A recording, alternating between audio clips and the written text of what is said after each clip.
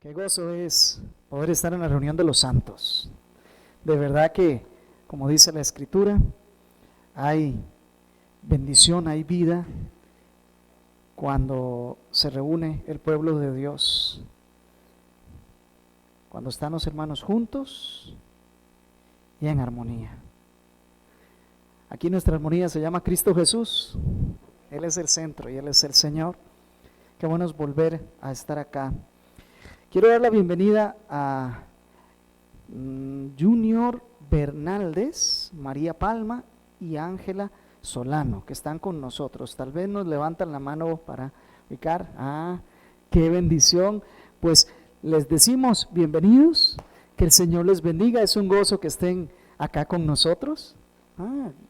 Es un gozo de verdad. Siempre que sea el deseo de ustedes que podamos juntos aprender acerca de la palabra de Dios y darle gloria al único que la merece, serán bienvenidos acá en medio de nosotros.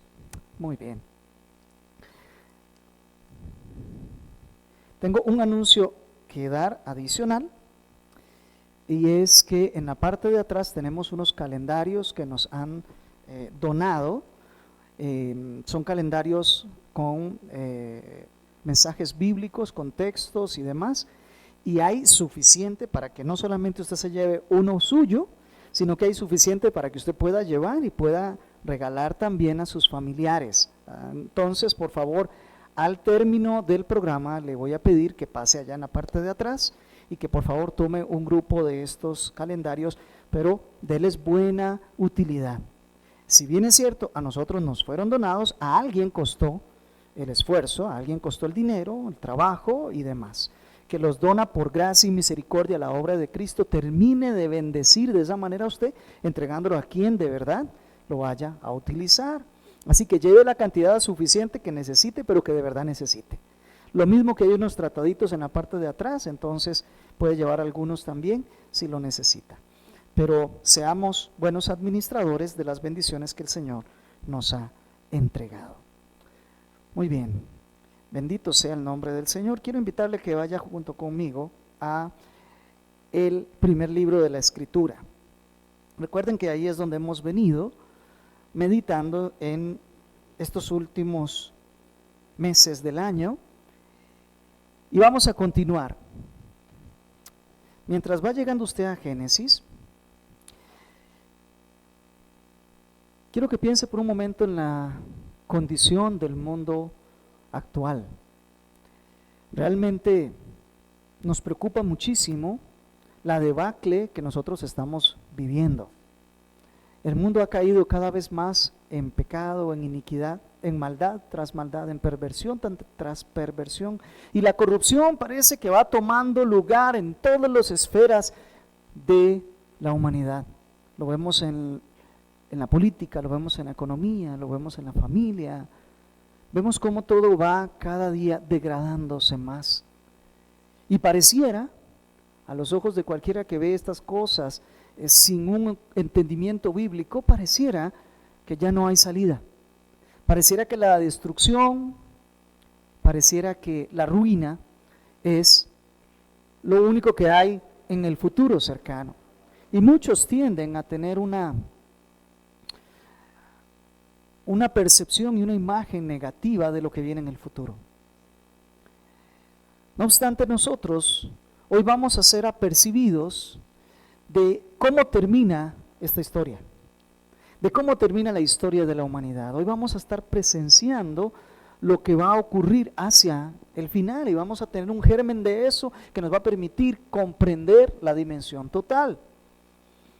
Específicamente estamos en la serie de predicaciones del capítulo 3 de Génesis, y de lo que se trata es del origen del pecado, de su extensión, pero también de su terminación, su límite, a dónde llega la maldad, a dónde llega el pecado, dónde termina, cuál es la extensión, cuál es su límite, en qué momento es que se termina. Así que, entrando en estos aspectos, vamos a encontrar en Génesis 3 la semilla de toda la historia, de todo lo que la historia, después se va a encargar de desarrollar. Vemos la semilla del pecado, pero luego vamos a ir viendo durante toda la historia cómo el pecado va ampliándose para desarrollarse y mostrarnos tal como Él es. Sus alcances, sus efectos, que son los que estamos viendo hoy, y cómo va a ir cada día agregándose más y más maldad. Pero también vamos a encontrar en este capítulo cómo es que el Señor ha determinado actuar para ponerle fin a la maldad, al pecado, a la perversión, a la inmoralidad, a la iniquidad, a la descomposición. Y cómo al final de toda la historia lo que vemos es al Rey de Reyes y Señor de Señores, glorioso, triunfando en santidad, en justicia y en verdad, y habiendo aniquilado toda maldad, todo pecado, y con ello incluso al tentador también, para la gloria de su nombre y la bendición de nosotros. El título de hoy es Condena por el pecado y promesa de redención. Vamos a asistir a lo que ha sido llamado el famoso protoevangelio o primera referencia acerca del evangelio que nosotros encontramos en la Escritura. Es aquí donde se anuncia por primera vez la redención de la humanidad, que es parte de una condena y es parte de un juicio que Dios está realizando. Quiero pedirle que vaya conmigo al capítulo 3, decíamos, verso 14 y 15 del libro de Génesis. Leo para ustedes la palabra del Señor que dice: Y el Señor Dios dijo a la serpiente: Por cuanto has hecho esto, maldita serás más que todos los animales y más que todas las bestias del campo. Sobre tu vientre andarás y el polvo comerás todos los días de tu vida. Y pondré enemistad entre tú y la mujer, y entre tu simiente y su simiente. Él te herirá en la cabeza y tú lo herirás en el calcañar. Oremos. Te damos gracias, oh Padre Santo, porque has traído a nosotros tu preciosa palabra. Damos gracias porque tú te revelas. Y ahora, deseosos, ahora animados y expectantes de que nos hables hoy a través de tu palabra y que podamos comprenderlo, es que nos encontramos ante tu presencia. No existe poder humano que nos permita hacer comprender tu palabra. Solo es obra de tu Espíritu Santo, quien entra en nuestras vidas, nos limpia de todo pecado y nos prepara con un corazón dispuesto para la semilla que va a ser plantada. Te pedimos que te lleves lejos de nosotros nuestras iniquidades ahora. Te pedimos que te lleves todo pensamiento que quiera obstaculizar lo que tú nos vas a hablar. Te pedimos que tú abras nuestra mente para comprender, pero sobre todo abras nuestro corazón para recibir, amar, abrazar y poner en práctica, Señor, en la modificación que corresponda de nuestras vidas para parecernos un poco más al perfecto Hijo de Dios. Anhelamos alcanzar estas cosas, Señor, y te lo pedimos en tu provisión, en Cristo Jesús. Amén y amén. Hoy mi bosquejo va a ser un poco más breve que de costumbre, solamente 2 puntos hoy, para que estemos claros. Solamente vamos a verlo en 2 porciones. Lo primero que vamos a hablar es de la maldición de Dios a la serpiente, y lo segundo que vamos a ver es la promesa de redención que hay para nosotros. Por supuesto, luego tendremos unas conclusiones prácticas. Así que vamos. En el verso 14 y la primera parte del verso 15 nosotros vamos a encontrar la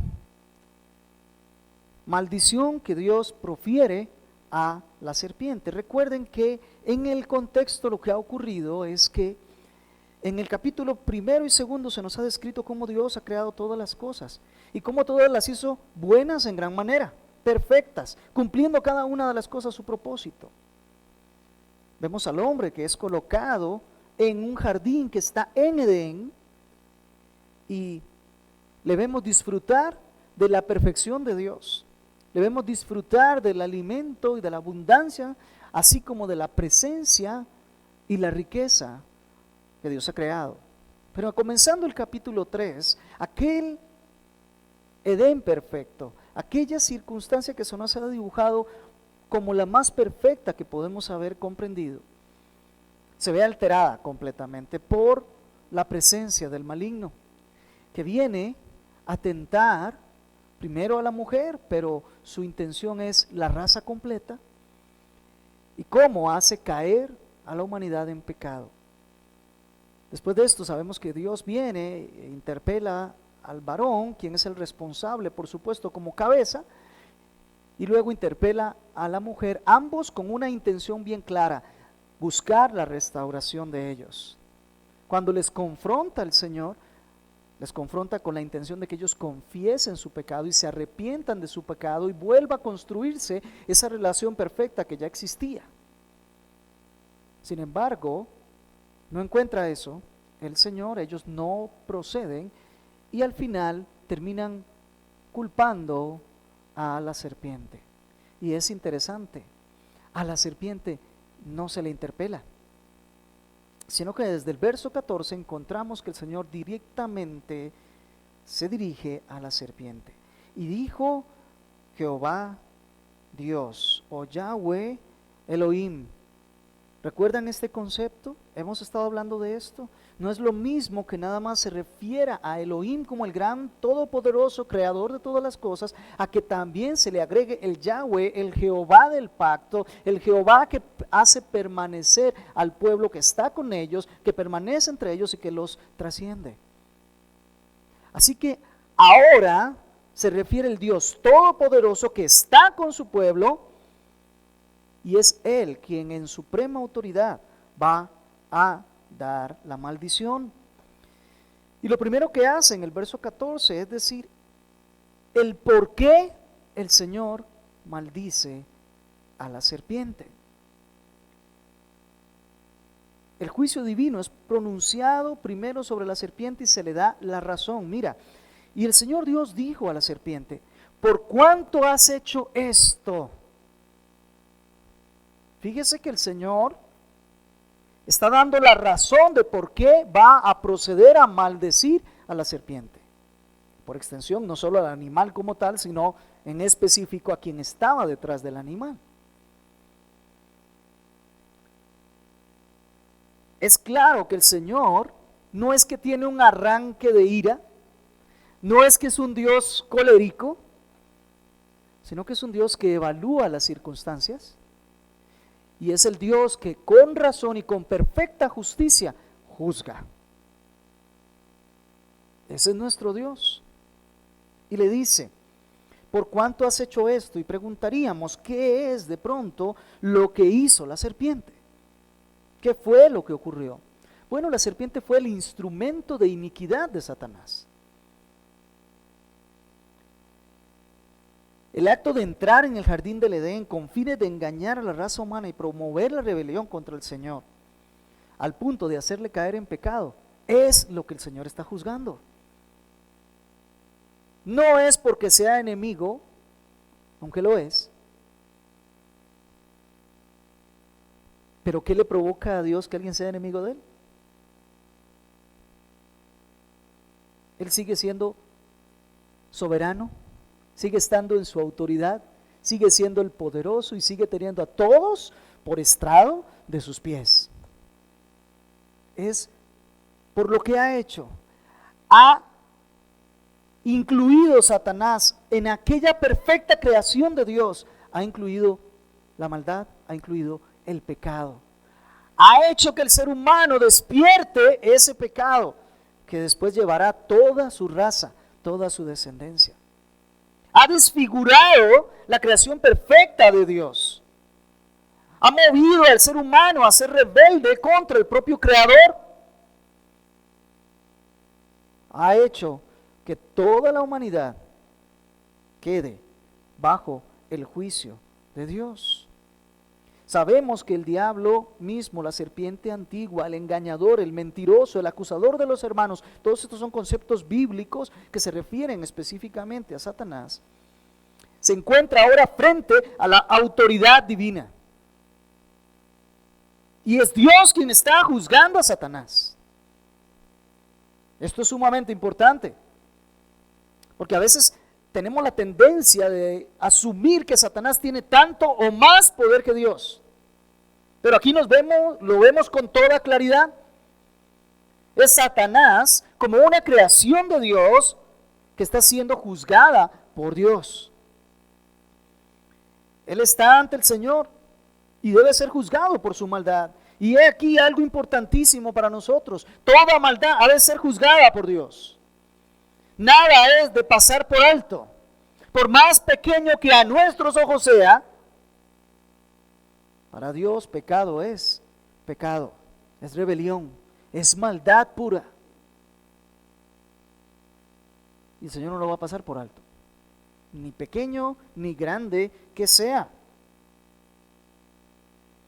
Es decir, cuando Dios llama a Adán y cuando Dios llama a Eva, les da una oportunidad de confesar y de arrepentirse por su pecado. Pero cuando Dios se enfrenta directamente a la serpiente, aquí no es para que haya oportunidad de redención, no es para que haya oportunidad de perdón, no es para que haya oportunidad de un arrepentimiento. No es así. De hecho, de todas maneras, no lo va a mostrar nunca Satanás. Ningún tipo de arrepentimiento. No es posible una salvación para este ángel caído, ni para todos sus seguidores celestiales.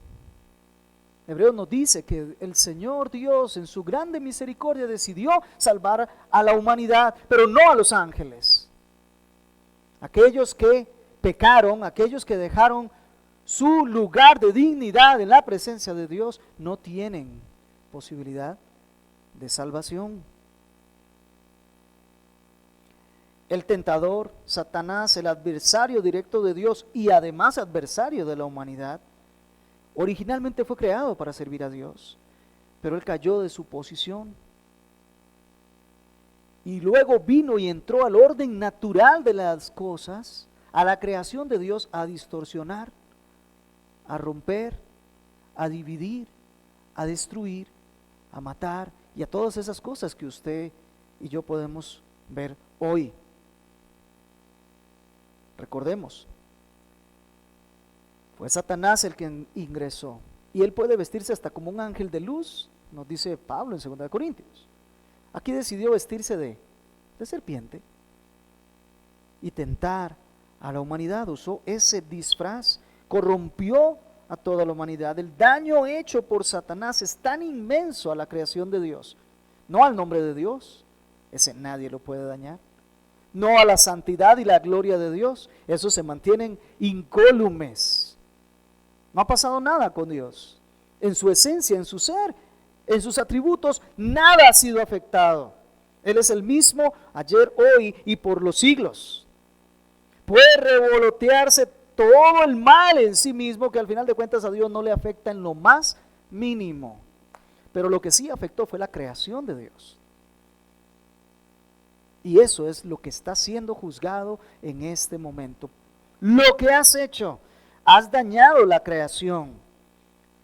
Has irrumpido en aquel propósito original que no se va a ver modificado, que no se va a ver cuestionado, pero has irrumpido y has provocado muerte, has provocado dolor, vergüenza, culpa y todas estas cosas que sintieron Adán y Eva, que no eran parte del plan original.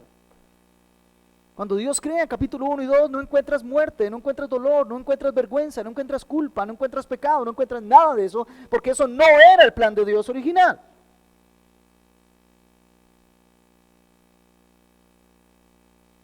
Pero Satanás introduce este elemento y el ser humano queda destruido, queda derrotado, y por ende, para este ser no hay oportunidad de perdón. Es atroz lo que ha cometido Satanás y debe ser juzgado. ¿Y cómo es que es juzgado? por cuanto has hecho esto, maldita serás más que todos los animales y más que todas las bestias del campo. Es la primera vez que nos encontramos nosotros en la Escritura que Dios maldice. Antes de esto hemos visto que Dios había dado bendición, pero ahora vemos que Dios maldice. No solo maldice al animal que fue instrumento, sino específicamente al ser que usó ese instrumento. Y la maldición de la serpiente es única. ¿Se da cuenta? Maldita serás más que todos los animales y más que todas las bestias del campo. Es decir, no existe otro animal en la creación que arrastre sobre sí mismo los efectos del pecado como lo hace la serpiente. Todos los demás animales sufren los efectos del pecado, pero no en sí mismos, sino sobre sí mismos o fuera de ellos, lo afecta. Pero solo la serpiente lo soporta en sí misma. Solo la serpiente lo conlleva en sí mismo, simplemente visto desde un punto de vista natural. En el original hay un paralelismo entre palabras que no nos queda claro a nosotros, pero que es importante para detallar lo que está ocurriendo acá. Hay un juego de palabras, pues aquel animal la serpiente era la más astuta, la palabra arum, la más astuta entre los animales, y ahora es la maldita entre los animales, y la palabra es arur. Cambia simplemente la última letra. Hay un juego de palabras que habla de un paralelismo. La más astuta entre todos los animales es la más maldita ahora entre todos los animales. Al haber usado su astucia, el enemigo, por supuesto, para el mal, ahora queda maldita por siempre. Y es interesante porque si preguntamos por qué el animal como tal, si simplemente fue un instrumento, mire, el animal que ahora vamos a ver que se arrastrará sobre su vientre, conlleva esa maldición eternamente como una señal para nosotros, la humanidad. Como una señal de que Dios no deja impune nunca el pecado. Él lo juzga. Mire lo que le dice: sobre tu vientre andarás y el polvo comerás todos los días de tu vida. Hay una señal para la humanidad de que el pecado no queda impune. Toda la raza humana, todas sus generaciones serán testigos de que Dios es un Dios justo, de que Dios juzga y condena. ¿Y cómo lo sabrán? Cuando vean a la serpiente arrastrándose sobre su vientre y comiendo polvo todos los días. El Señor sabe de nuestra corta memoria y por eso nos deja señales. Otras señales nos ha dejado el Señor de otros aspectos importantes, como por ejemplo el arco iris, ¿lo recuerdan? Espero que usted cuando vea el arco iris, lo que venga a su memoria sea la señal que Dios dejó para con la humanidad. Hay una promesa allí detrás, un pacto allí detrás, que usted tiene que recordar cada vez que ve el arco iris. Bueno, cada vez que vea a la serpiente arrastrándose, recuerde que Dios es un Dios justo, es un Dios que juzga, es el juez supremo y que lo hace en verdad y con justicia, y que nadie escapa. El pecado, la maldad tiene que ser juzgada. Lo primero que le dice es que debe de andar sobre su pecho, es decir, arrastrándose la serpiente por siempre. Y ya aquí empezamos a ver la connotación de que no solamente se refiere al animal como tal, sino a aquel que estaba detrás del animal. Arrastrándose y comiendo polvo todos los días de su vida. Es interesante porque fíjese que no dice Sobre tu vientre andarás y polvo comerás sobre algún lapso de tiempo, o hasta que ocurra algo. Sino dice todos los días de tu vida. La serpiente, me sigo refiriendo al orden natural. La serpiente es descrita en el reino futuro del Mesías, en el reino milenial, cuando Cristo venga, es descrita junto con otros animales de cuál va a ser su dinámica ahí en el reino. Nos dice Isaías capítulo 65, verso 25 de la siguiente manera: el lobo y el cordero pasarán juntos. Hoy en día no podemos ver eso, ¿verdad? Hoy en día el lobo se come al cordero. Bueno, en aquel momento será restablecido el orden. Muy bien. ¿Qué nos sigue diciendo? Y el león como el buey comerá paja. Se restablece el orden. Muy bien. Y la serpiente, y para la serpiente, perdón, el polvo será su alimento. ¿Se da cuenta cómo la serpiente seguirá todos los días de su vida sufriendo el efecto de la caída, para que todos tengamos claridad de que Dios es un Dios justo que juzga el pecado donde quiera que se encuentre, por más oculto que se pretenda estar? No harán mal ni dañarán en todo mi santo monte, dice el Señor. Él protegerá acerca del mal, acerca del daño, pero la serpiente seguirá siendo la señal de Dios juzgando la maldad. Por supuesto, andar sobre su vientre o sobre su pecho es una condición que implica humillación, afrenta, burla, ruina. Andar sobre el suelo, y es una condición que no se va a quitar nunca. Probablemente antes de esta maldición, la serpiente no se arrastraba. No nos atrevamos a vaticinar como hacen algunos de que tenía patitas o de que volaba, o que no sabemos cuál era su medio de locomoción. No nos lo dice la Biblia, así que Deuteronomio 29 es nuestro límite. Lo que no nos revelaron, ahí quedamos. Lo que sí sabemos es que antes no se arrastraba y ahora sí se debe arrastrar todos los días de su vida. Y esto ya nos comienza a referir precisamente a Satanás, que fue el que usó la serpiente. Nos deja claro que a nivel espiritual la ruina, la humillación, la condición caída sobre Satanás va a permanecer todos los días de su existencia. Satanás no reinará. Satanás no es el rey, no es ni será el gobernante. Es Dios el único rey eterno, el único que gobierna.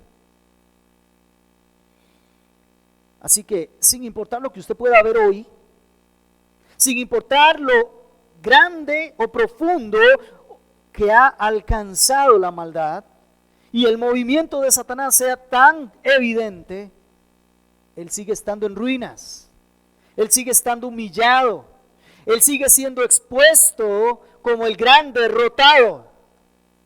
Él no tiene poder y autoridad más que aquello que le permita el Dios Todopoderoso. Y ya con esto tenemos una primera enseñanza, ¿no le parece? El único poder que domina toda la creación es el poder de Dios. Toda la creación. No existe un supuesto equilibrio entre el bien y el mal. No lo existe, como algunas filosofías lo proponen. ¿Sabe? En el contexto histórico en donde Moisés está enseñando esto al pueblo de Dios, ellos estaban rodeados de naciones paganas, ¿recuerdan? Ellos estaban por entrar a la tierra prometida que estaba llena de paganos, con sus dioses y dioses buenos y malos que luchaban entre ellos y se daban golpes y usaban a los seres humanos como sus herramientas. Y esa era la visión que tenían los paganos. El ser humano había quedado en medio de luchas de dioses. Aquí no se nos dice que eso sea así. Por otro lado, si nos venimos más a nosotros, existen tantas filosofías que pretenden enseñar un dualismo, como por ejemplo el taoísmo, el yin y el yang. ¿Lo han escuchado? Hay peliculitas por ahí y hay un circulito, ¿verdad? Donde la mitad es blanco y la mitad es negro y tienen como dándonos a entender que existe un equilibrio de fuerzas, existe el bien y el mal, y el chiste de lo que se trata esta vida es de tratar de mantenerlos equilibrados. Algunos lo hacen un poquito más religioso y dicen que si peco y rezo, empato. Miren cómo estas cosas se meten en medio aún de aquellos que estamos asistiendo a la casa de Dios. No, amados hermanos, no existe un bien y un mal equilibrado, para nada. Dios, el único bueno y bondadoso, es el que gobierna todas las edades, en todo lugar, en todo momento. Y el mal está sometido al juicio de Dios. No le puede equilibrar, no tiene capacidad, no tiene poder, no tiene autoridad. Es una creación más de Dios que está sometido a los planes y propósitos de Dios. Por más que usted pueda ver el mal a su alrededor, por más que las cosas se estén degradando, degenerando y todo lo demás, el Señor es el que tiene la autoridad y el poder, el control, el dominio, y es Él el que vamos a ver que termina juzgando la maldad y a cada uno de aquellos que participan de eso. Es Dios el único que gobierna, amén. Es el único que tiene poder y autoridad. ¿Sabe? Escuchamos a Nabucodonosor, ¿se acuerdan de aquel rey Nabucodonosor? En Daniel capítulo 4 y verso 3, referirse a Dios así: cuán grandes son sus señales. ¿Habrá entendido acerca de la serpiente alguna cosa? Cuán grandes son sus señales, cuán poderosas sus maravillas. Su reino es un reino eterno y su dominio de generación en generación. Está hablando Nabucodonosor. Daniel capítulo 4, verso 3. Y luego en el capítulo 4 siempre, versos 34 y 35, dice de la siguiente manera: yo, Nabucodonosor, alcé mis ojos al cielo y recobré mi razón y bendije al Altísimo y alabé y glorifiqué al que vive para siempre, porque su dominio es un dominio eterno y su reino permanece de generación en generación, y todos los habitantes de la tierra son considerados como nada. Mas Él actúa conforme a su voluntad en el ejército del cielo y entre los habitantes de la tierra. Nadie puede detener su mano ni decirle: ¿qué has hecho? Ese es el Dios que adoramos en este lugar. El Dios todopoderoso, que gobierna, que reina. Y mire, no solo sobre el vientre en ruina andarás, sino que vea lo que le dice el Señor: y polvo comerás todos los días de tu vida. La serpiente comerá polvo. Esta condición es muy interesante. ¿Saben? Las serpientes tienen muy desarrollado el sentido del olfato. Ellos se guían por el olfato. Pero el olfato, ellos lo perciben, los olores, por decirlo de alguna manera, lo perciben con lo que se ha denominado científicamente el órgano de Jacobson. Es un órgano que está ubicado justo en la lengua.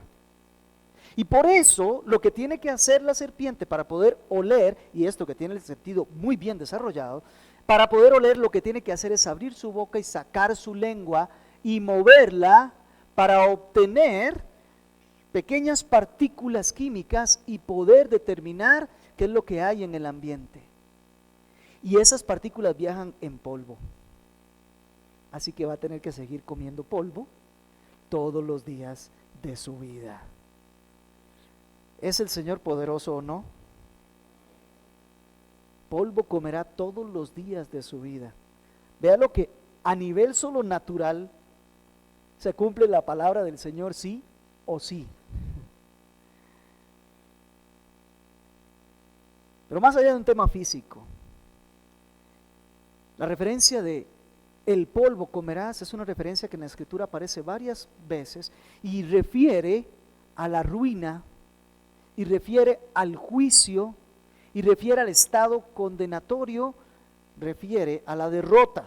Por ejemplo, el profeta Miqueas, él se refiere a las naciones enemigas del pueblo del Señor, y cuando el Señor lo juzga, Él los expresa así: lamerán el polvo como la serpiente, como los reptiles de la tierra, saldrán temblando de sus fortalezas.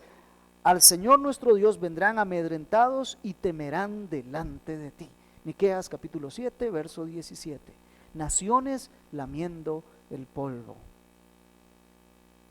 Es un estado espiritual que se aplica ahora sí a Satanás. Él tendrá que alimentarse de lo más bajo y de lo más ruin del ser humano.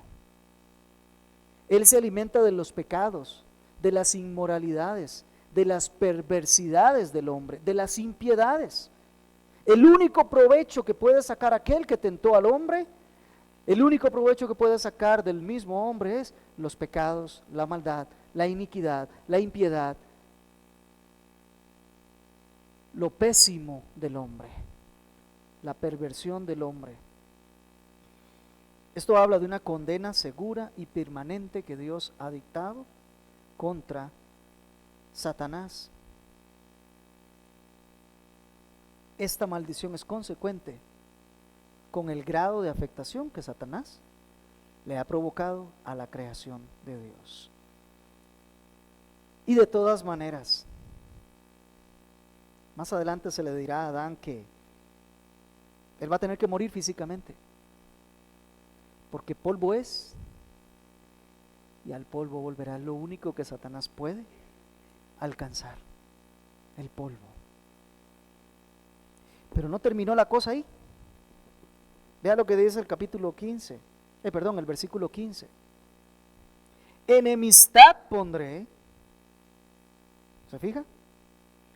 Entre tú y la mujer, y entre su simiente y tu simiente. Sigue aquí la maldición. Y le anuncia el Señor Dios a Satanás que va a participar de una contienda, de una lucha entre Satanás y la mujer, y entre una simiente y la otra. Y lo que nos dice el texto es que se habla no simplemente de una pelea, se habla de una batalla a muerte. Se habla de una lucha continua hasta que alguno de los dos muera. ¿Comprende? No habrá momentos de paz, no habrá tiempos de tregua, no habrá oportunidades en donde concordemos, sino que será una lucha constante, intensa, permanente, hasta que uno de los dos muera. Jamás se le ocurra pensar en Satanás como alguien que le viene a ofrecer un beneficio real a su vida. Aunque se presente como un ángel de luz o como una serpiente. Es una lucha continua, es una enemistad única.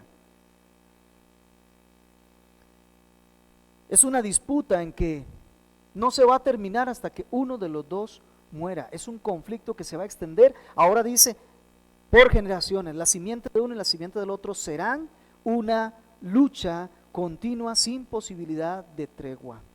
Nunca se acercará Satanás al hombre si no es con la intención de destruirlo. Le tratará de engañar, le tratará de convencer, pero su propósito es la destrucción del hombre. Esta verdad fue dicha por Cristo Jesús en Juan 10:10. Cuando se refirió a la obra de Satanás, dijo, él es ladrón, solo viene para robar, para matar, para destruir. Y nosotros podemos seguir leyendo la Escritura de aquí en adelante y seremos testigos de esta lucha. Y podemos ver nuestro entorno y somos testigos de la misma lucha. Por eso es que es tan hermoso cuando Pablo nos dice que nosotros tenemos una lucha que no es contra carne y sangre. Y si lo dejase hasta ahí, qué triste. Pero nos dice, no, entonces en razón de eso, tomen la armadura con la cual se van a poder defender. Porque entienda, el cristiano, el hijo de Dios, el creyente, ya estoy entrando en aplicación, pero el creyente siempre será objeto de los ataques de Satanás. Y no crea usted, si en la batalla anterior lograste vencer, aunque quedaste cansado y quedaste exhausto y todo lo demás, a la vuelta de la esquina te está esperando la próxima batalla. Y no te va a dejar. Y no te va a dejar, porque su intención es una lucha a muerte. Más gracias damos a Dios, que nos da la victoria por medio de nuestro Señor Jesucristo. ¿No le parece? Es motivo de gozo, pero es claro que tenemos que ver lo que estamos viviendo. La historia de la humanidad va a reflejar ahora dos claras simientes en batalla por todas las edades. El Señor habló de dos simientes, la simiente de la mujer y la simiente de la serpiente. Esta es una historia de lucha de simientes. Sobre este tema, el Señor Jesús citó lo siguiente cuando reprendió a los fariseos en Juan 8:44. Sois de vuestro padre el diablo y queréis hacer los deseos de vuestro padre. Oiga los ecos de esto allí. Los ecos de Génesis 3:15. Óigalos ahí. Sois de vuestro padre el diablo y queréis hacer los deseos de vuestro padre. Él fue un homicida desde el principio y no se ha mantenido en la verdad porque no hay verdad en él. Cuando habla mentira, habla de su propia naturaleza porque es mentiroso y padre de mentira. Esto no es un simple cuento de hadas ni es un mito, esto es realidad, es la verdad que nos está ahora a nosotros contemplando, y podemos nosotros ver hacia atrás y ver a lo lejos dónde estaba el inicio, dónde estuvo el inicio de esto, y lo demás ha sido un pleno desarrollo, pero el Señor lo va a llevar a un lugar también. Esto es lo más precioso y lo más importante. Reconozcamos eso sí de momento que nosotros tenemos esta lucha también. El enemigo de nuestras almas, el acusador de los hermanos, él acecha con tentaciones, proponiendo el pecado para nuestra caída en todo momento. ¿Estamos en Cristo? Sí. ¿Somos salvos? Sí. Pero él sigue insistiendo y seguirá luchando. Su primera lucha es para que no creas en Cristo. Su primera lucha es para llevarte al infierno. Su primer objetivo es que sigas haciendo como te agradan las cosas y no que te ajustes a la voluntad de Dios. Su primer objetivo es decirte que tú puedes ser como Dios, definiendo tú lo que es bueno y lo que es malo y no ajustándose a lo que Dios ha dicho que es bueno y malo. Su primera intención es alejarte de Dios. Quizás hoy estás escuchando el Evangelio, pero su intención es que apenas salgas de aquí, pienses en cualquier otra cosa, pero que te alejes de la posibilidad de comunión con Dios.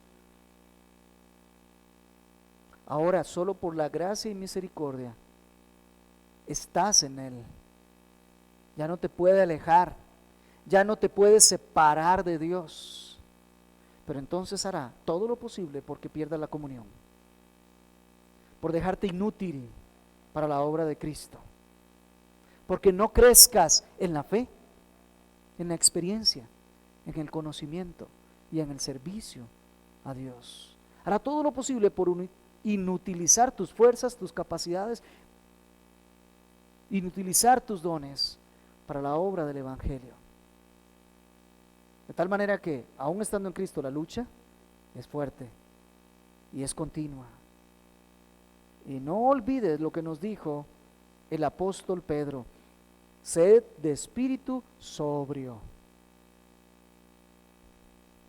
estad alerta.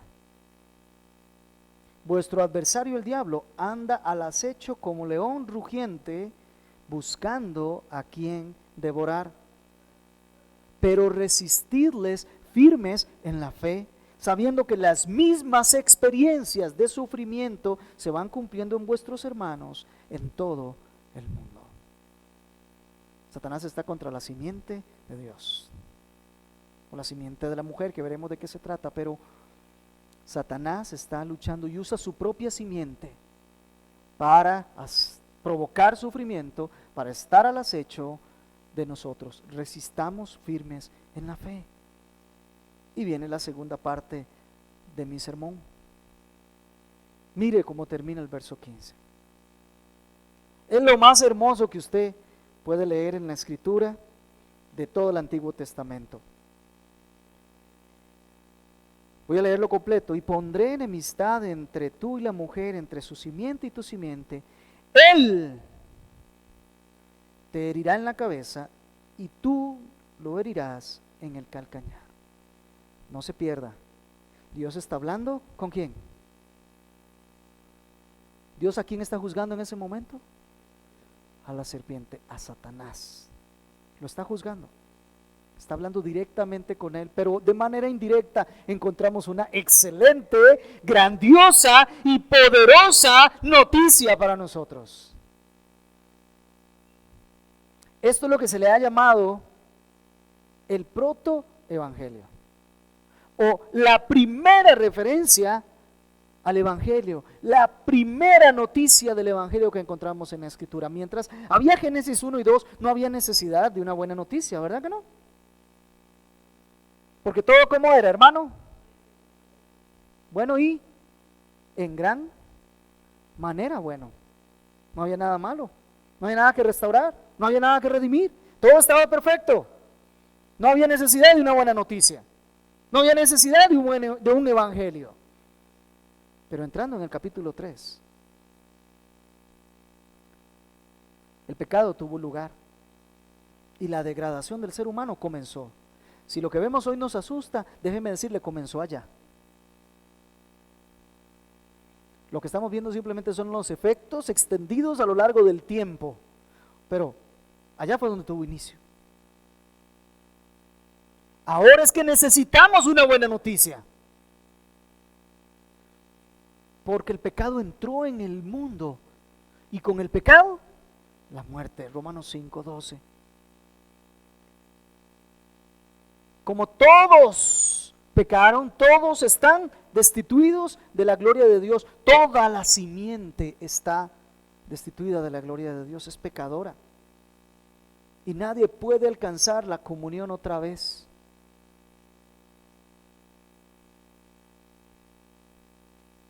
A excepción de que venga la buena noticia de Dios. Y es a lo que estamos asistiendo. Una luz de esperanza hay en esta lucha que el hombre debe de librar contra Satanás. El texto nos indica que vendrá la simiente de la mujer que será la que hiera, dice el original, o aplaste, es la mejor intención a la hora de interpretar, la simiente de Satanás. Aunque la simiente de Satanás, herirá en el calcañar. Fíjese, él te herirá en la cabeza y tú lo herirás en el calcañar o en el talón. La imagen más próxima a lo que el Señor está diciéndole a Satanás acá es la del escorpión. La del escorpión que se encuentra allí en el suelo y viene caminando el hombre y lo aplasta. ¿Se da cuenta?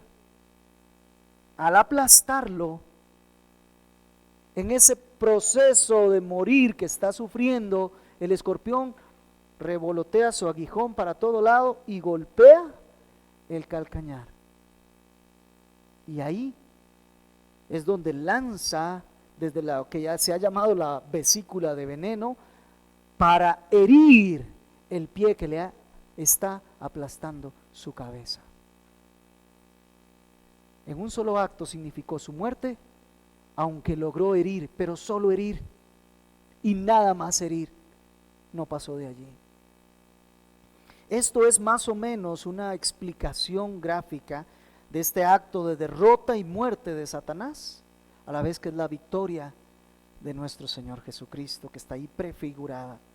En esta segunda parte del verso es donde nosotros vemos una promesa de redención, porque en las condiciones de Dios, sentenciando a Satanás y derrotándolo, está dándonos a nosotros la única fórmula de redención para la humanidad, la única fórmula de redimirnos del pecado sobre el cual bajo el cual nosotros estábamos sometidos.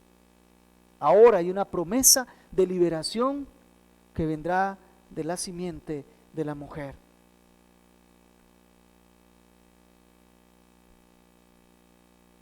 Esto no es algo insignificante, amados hermanos, sino que de hecho resume y anticipa todo el relato bíblico y en qué va a acabar. Aquí en un solo versículo nos tira hasta el Nuevo Testamento, nos habla del Evangelio y nos termina diciendo lo que en Apocalipsis ocurrirá. Con razón ha sido llamado el Evangelio primario o el resumen del Evangelio. debido a la enemistad y la lucha intensa durante toda la común existencia entre la humanidad y Satanás, la caída del hombre le ha dejado a merced del diablo. Y así se ha provocado la ruina de todos los hombres. Mas lo asombroso de este versículo es que Dios ordenó la derrota de Satanás dentro de esta maldición que le profirió. Y así como vemos nosotros a la serpiente arrastrarse y comer el polvo, de seguro también es la derrota de Satanás.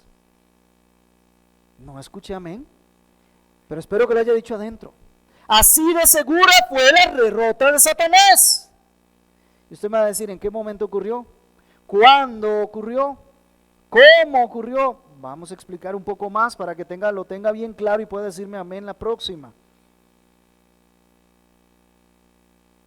El Señor acaba de indicar que la simiente de la mujer herirá a la serpiente. ¿Dónde?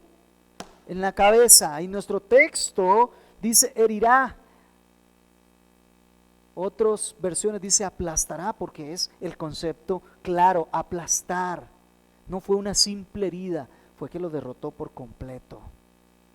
Aunque la simiente de Satanás hiere en el talón.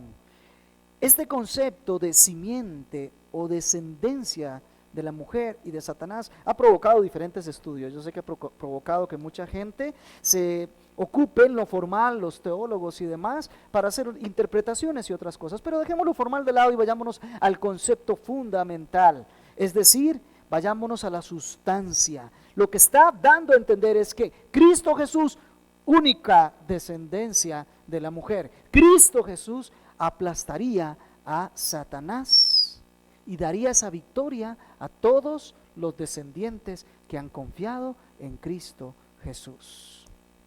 De ahora en adelante, la lucha entre simientes. Más adelante, la victoria de Cristo Jesús sobre Satanás y todos nosotros envueltos en esa victoria.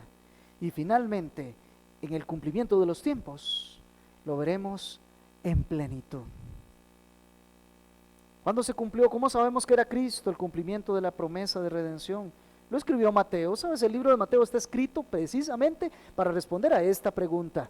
¿Quién es esa simiente? Mateo se sentó a escribir su evangelio para que todos vieran que él era el que había sido prometido en Génesis. Y la razón es clara. Ahí vemos cómo Mateo abre con una genealogía para demostrar que la descendencia era Cristo Jesús. Incluso lo vemos más completo en la genealogía de Lucas, capítulo 4, que comienza con Adán y viene toda la descendencia de la línea genealógica santa hasta llegar a Cristo Jesús, que es la descendencia divina. Más claro todavía, ¿se acuerda de aquella mujer que quedó embarazada y engendró por obra del Espíritu Santo a un ser que es el único que es descendencia exclusiva de la mujer, sin participación de varón? Ahora sí puedes decir amén.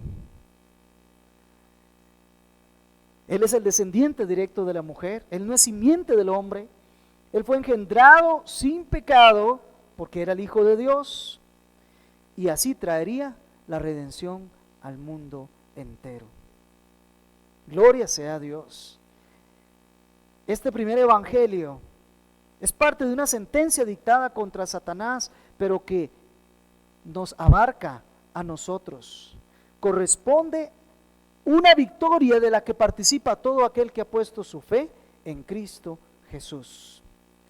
Fue en la cruz del Calvario donde se llevó a término esta sentencia definitiva. Colosenses capítulo 3, verso 15 dice: y habiendo despojado a los poderes y autoridades, hizo de ellos un espectáculo público, triunfando sobre ellos por medio de él. Gloria sea a nuestro Señor Jesucristo. Este es el cumplimiento de Génesis 3:15. Es por eso que a nosotros, a la iglesia del Señor, Pablo nos describe esta victoria, este gran milagro. Y nos dice que nosotros como iglesia podemos ver que la resurrección de Cristo Jesús de entre los muertos y el haberse sentado a la diestra de Dios en lugares celestiales le ubicó por encima de todo principado, poder, autoridad, dominio y todo nombre que se nombra, no solo en este siglo, sino en el venidero, y todo lo sometió bajo sus pies y nos dio a ese Redentor por cabeza de la iglesia. Efesios 1, versos 20 al 23. ¿Sabe? Ya ocurrió el aplastamiento de Satanás. Ya fue juzgado, ya fue vencido, ya fue derrotado, que de todas maneras todos los días de su vida estaría comiendo polvo y sería derrotado, sería humillado, y eso es lo que usted tiene que ver cada vez que vea a Satanás. Esa es la visión divina. Pero déjeme decirle que queda una pequeña porción que es la más grande de todas. Pequeña porque se menciona poquito, pero es la más maravillosa de todas. En Apocalipsis capítulo 20, verso 2, y luego del verso 7 al 10, se nos habla de la ruina de Satanás, de todos sus seguidores, sean demonios o sean seres humanos, todos lanzados al lago de fuego para una eternidad en tormento, mientras que por esa victoria de Cristo Jesús en el Calvario, toda la descendencia del Padre Celestial estaremos en eternidad de gozo, de alegría, ya sin presencia del pecado ni de la maldad. No habrá llanto, ni tristeza, ni dolor, y estaremos disfrutando por la eternidad de esa preciosa victoria que se anunció en Génesis 3:15, que se cumplió en Cristo Jesús y que se consumó en la eternidad. Amén. Gloria sea dada a Dios por estas cosas. Dos conclusiones y de ellas sus aplicaciones. Primero, Dios es el eterno y supremo juez sobre toda la creación. La presencia del tentador, la caída del hombre, la maldad en ascenso y todas estas cosas son parte del plan de Dios. Él lo tiene en su soberanía y Él lo tiene sujeto. Y terminará, amados hermanos, terminará.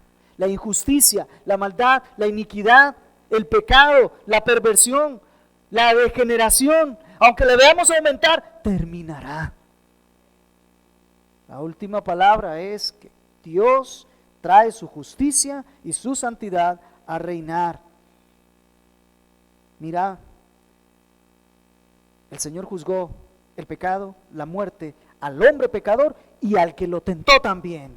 Todo eso al lago de fuego ardiendo. Entonces, ¿qué aplicación hay para nosotros? No desmayemos en nuestra lucha, amados hermanos. No desmayemos en nuestra lucha.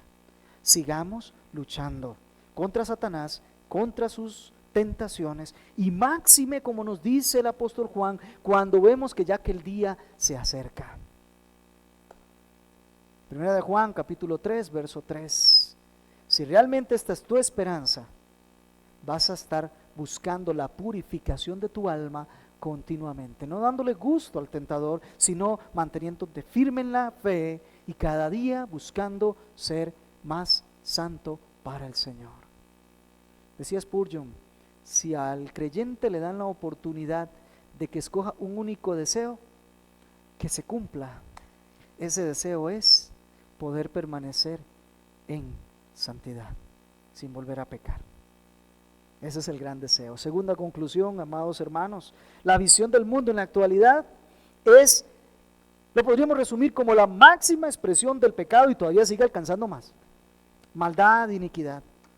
Si prestamos atención a la sociedad, solo vamos a ver el avance de la degradación a un ritmo acelerado.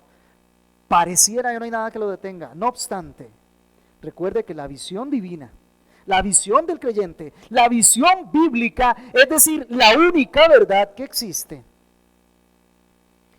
observa el cuadro mayor completo, no solo el trocito que estamos viviendo ahora. Observa todo, desde el principio, y observa sobre todo el final, y nos genera una certeza de la destrucción, del mal, de la muerte, del pecado, del tentador y de todos los que le siguen.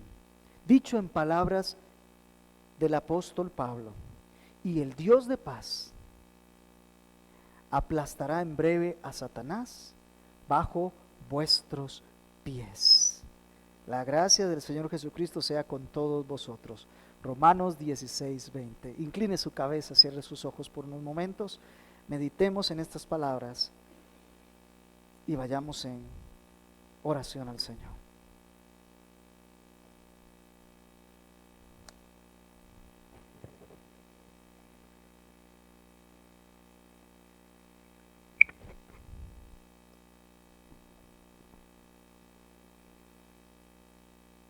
Padre Santo, te damos gracias porque te podemos llamar Padre. Te damos gracias por habernos adoptado en el amado Cristo Jesús. Te damos gracias por pertenecer a tu simiente y ya no ser más de la simiente satánica, de los hijos de desobediencia que acumulan ira para el día de la ira, sino que nosotros somos de los que acumulamos paz y gozo en el Espíritu para el día glorioso, el día que todos estamos esperando porque ocurra. Gracias, Jesucristo, por haberte revelado a nosotros tan temprano en nuestra historia, que tantos de los nuestros te estuvieron esperando y muchos otros, luego de que se cumplió el tiempo, te seguimos esperando, pero en tu segunda venida. Gracias, gracias por recordarnos que la primera promesa en la Escritura es de que vendría un Redentor, y la última promesa en la Escritura es: ciertamente vengo en breve. Gracias, Jesús, porque tu victoria es, en definitiva, nuestra victoria. Gracias, Espíritu Santo, porque tú aplicas estas verdades a nuestros corazones como el bálsamo que viene a aliviar la angustia, el dolor, la tristeza que se provoca vivir en este mundo de decepción, de desengaño, donde por el designio divino Satanás todavía se mueve, pero lo que está es revolviendo su cola, simplemente porque ya fue destruido, ya fue avergonzado, derrotado, expuesto públicamente, tal como es. Gracias por hablarnos hoy, Señor. Ayúdanos a renovar nuestro corazón, nuestra esperanza. Ayúdanos, Señor, a mantenernos en la lucha firme y feroz contra el pecado, en cualquiera de sus manifestaciones, donde quiera que salga. Gracias por recordarnos que debemos resistir firmes en la fe. Ayúdanos a que los hijos tuyos que estamos acá presentes, Señor, nos mantengamos fieles hasta el final. Sosténnos. Y también te pido, Señor, que aquellos de entre nosotros que no te conocen, que de una vez miren su estado de ruina, miren cómo Satanás los está gobernando y los está destruyendo cada día más, los está anulando, les está sustrayendo toda su energía, su fuerza y su capacidad hacia el mal, hacia el pecado, hacia la destrucción, y vuelvan su mirada a ti y pidan el auxilio eterno y rueguen la salvación de sus almas y se constituyan en tus hijos por la gracia que tú vas a tener con todo aquel que se vuelve arrepentido de sus pecados. Gracias, Señor, por celebrar nosotros en esta mañana así tu victoria. En el nombre de Jesús oramos. Amén.